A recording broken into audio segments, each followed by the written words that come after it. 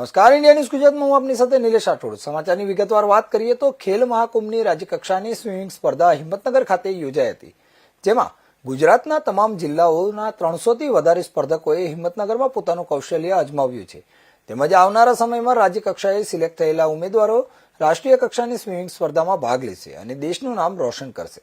સાબરકાંઠાના હિંમતનગરમાં ગુજરાતના 33 જિલ્લાઓની 99 જેટલી ટીમોએ સ્વિમિંગ સ્પર્ધામાં ભાગ લઈ આવનારા સમયમાં રાજ્ય તેમજ રાષ્ટ્રીય કક્ષાએ સફળ થવા માટે નસીબ અજમાવ્યું હતું। આ તબક્કે રાજ્યભરના 300થી વધારે સ્પર્ધકો હિંમતનગર સાબર સ્ટેડિયમ ખાતે હાજર રહ્યા હતા, જેમાં અંડર 11, 14 તેમજ 17 વયની બહેનો માટે યોજાયેલી આ રાજ્યકક્ષાની સ્પર્ધામાં વહેલી સવારથી જ તમામ વય જૂથના સ્પર્ધકોએ વચ્ચે સ્પર્ધા શરૂ થઈ હતી।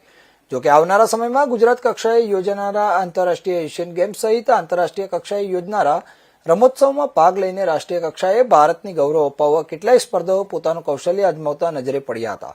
આ તબક્કે વિજેતા બનેલી સ્પર્ધામાં કોઈ આવનારા સમયમાં ગુજરાતમાં યોજાનારા રમોત્સવમાં આંતરરાષ્ટ્રીય ખ્યાતિ મેળવવાની ખેવના વ્યક્ત કરી હતી।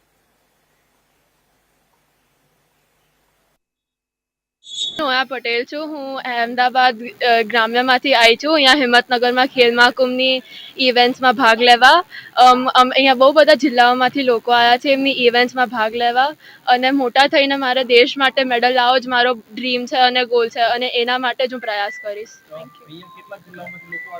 અહીંયા બહુ બધા જિલ્લાઓમાંથી આવ્યા છે, લગભગ 15 જેવા જિલ્લાઓમાંથી લોકો આવ્યા છે।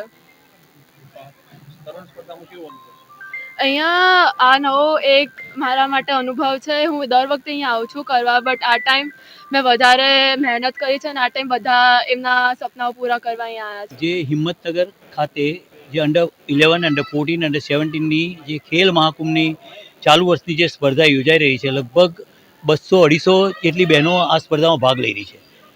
જ્યારે અત્યારે એક્ઝામનો પીરિયડ ચાલી રહ્યો છે તેવા સંજોગોમાં પણ આટલું બધું પાર્ટિસિપેશન છે, ખરેખર આઈ એમ વેરી હેપી। મેં જોયા, સવારે આવ્યા પછી મેં જોયું, I am very happy and top swimmer of the state who are medal winner in the national also, they are also participate, એટલે ઘણી સારી વાત છે। અને હિંમતનગર ડિસ્ટ્રિક્ટ સ્પોર્ટ્સ ઓફિસરે અને ડીએસડીઓ જે પણ હોય એ લોકોએ જે સારી સગવડ કરેલી છે અને રહેવાની અને ઉત્તમ વ્યવસ્થા છે, અને કોઈ પણ જાતની કોઈ મેનેજમેન્ટમાં કોઈ મિસમેનેજમેન્ટ જેવું મને દેખાતું નથી, અને ટાઈમસર સ્પર્ધા બી શરૂ થઈ છે।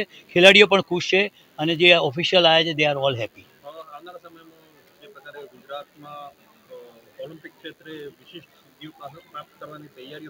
આપણે નરેન્દ્રભાઈ મોદી સાહેબે જે આપણે ઓલિમ્પિક અને કોમનવેલ્થ ગેમની જે જાહેરાત કરેલી છે, અને 30માં તો કોમનવેલ્થ ગેમ એલોટ પણ કરી દીધી છે, એની તૈયારી રૂપે અત્યારે ગુજરાતમાં તૈયારી શરૂ થઈ ગઈ છે। અને ગુજરાતના ખેલાડીઓ એમાં જો કોમનવેલ્થમાં ભાગ લે તો મારા માટે એક આનંદની વાત છે અને ગુજરાત ગવર્મેન્ટ માટે આનંદની વાત છે। અને અમારો પ્રયત્ન એ જ છે કે આપણા ખેલાડીઓ જે કોમનવેલ્થ અને ઓલિમ્પિકમાં ગુજરાતનું રિપ્રેઝેન્ટ ઇન્ડિયામાં કરે એવી મારી ઈચ્છા છે, અને ગુજરાતના કોચિસ એમાં મહેનત કરીને એ સફળતા